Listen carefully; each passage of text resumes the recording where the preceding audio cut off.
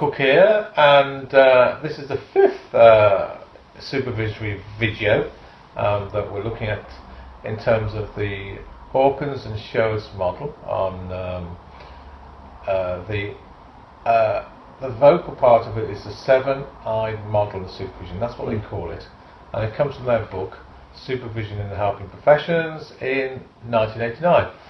And this is stage 5, where we're looking at parallel processes, and the supervisor is helping the supervisee concentrate really on the relationship between the supervisor and the supervisor, and the parallels between the therapist and the client, and how there could be some parallels.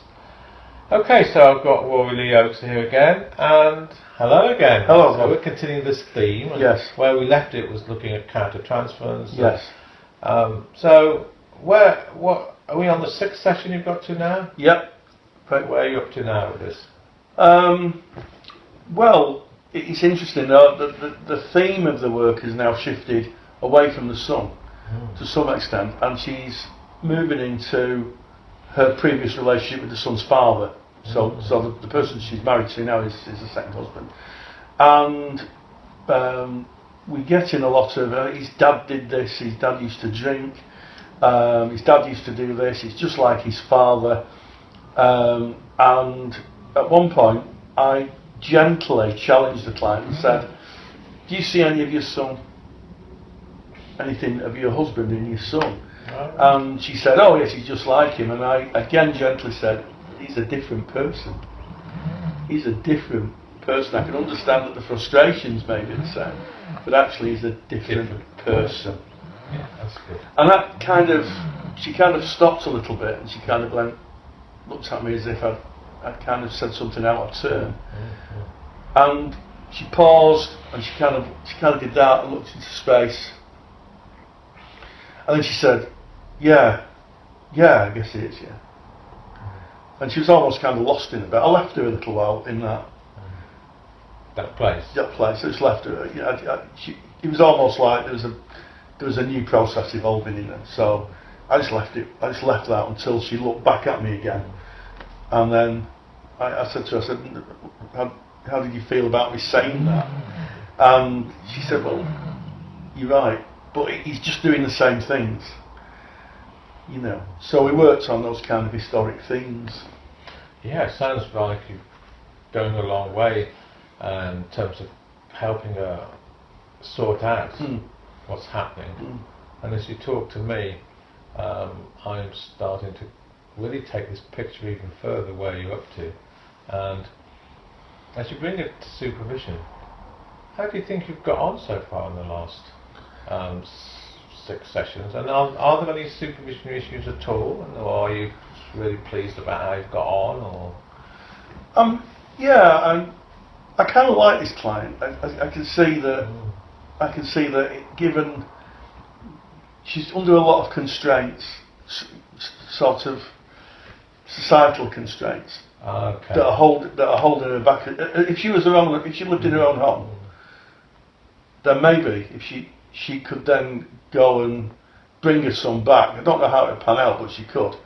And there seems to be kind of societal constraints on her because of what a housing provider said, which I think is a bit. I understand it, but it seems unfair at the same time. It's almost like she's not getting equality.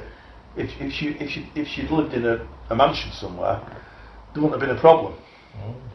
The Asbel might have been a problem, but generally speaking, she wouldn't have to lose her own home. So she wouldn't, as a mother, she wouldn't be put in that position, which I think feels to me a bit unjust, Bob, to be honest. Yeah, and interestingly, when you talk about the new partner, the new partner doesn't want to have anything to do with the son coming to live with them. Well, he doesn't want.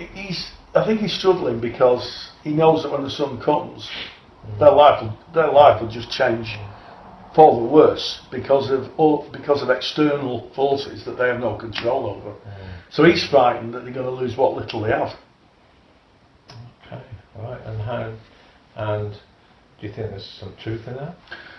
Well, I mean, I can only go off what the client said, but apparently he stole from neighbours, caused a lot of trouble. He had a little bit of I'm minimising it by saying a little bit of violence. Violence is violence.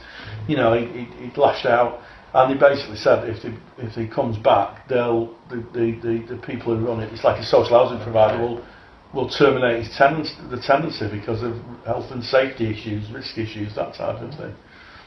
Yeah, I was thinking about parallel processes and whether, you know, part of the parallel you could bring here might be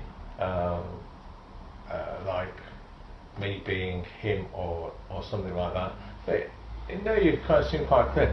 However, I'm interested in parallel process because you were talking earlier on, I think it was in stage 1 or stage 2, about a parallel process that you thought of, and I said, we'll hold it there and bring it back. Yeah. Do you remember what that parallel process was? That you even spelt it out for me, and I was thinking, because parallel process is all really, what it's really about is having this focus, or if you see it like a torch, to be able to help the supervisee. So, for example, they may bring to me as a supervisor, the very things that they're stuck from in their relationship with their client. So, you know, say they're working with an angry client, sure, right? And then they come to me, and the way they present to me is very angry. So what they've done, or might have done, is taken the anger which has been projected from the client onto themselves. Yes. And instead of dealing with it in some way or whatever, they then acted out to me. So the question is, who is it that's really angry? Is it, you know, could it be the supervisor? Yeah. Is it where's this anger come from? Sure. And often, as a supervisor, by helping sort of shed that light on that parallel process, so, you know, the anger that's actually been presented in the supervisor-supervisee relationship really has its origins or its etiology in the relationship between the client and the therapist. And I was just thinking here if there was any parallel process, and there might not be actually, that you might have brought to here in the way that you're describing your client. And I was thinking, well, I wonder if there's some parallel process in the husband and, you know, who I am, for example. And then I thought, well, I can't see any here. And then I remembered you talked about some parallel process back in stage 1. There doesn't have to be a parallel process. I've described what it is. I think, you know, there's definitely one of social injustice. I mean, one just talking about that, about the fact that if she was richer, then part of her anguish wouldn't be available to her. Right. And you might bring it here then. Yeah, you know, and part of that, you know, that anger is that almost like society has said you can't go to your son, or you can go to him, but the consequences are going to be catastrophic. And that makes me sad, and it makes me angry.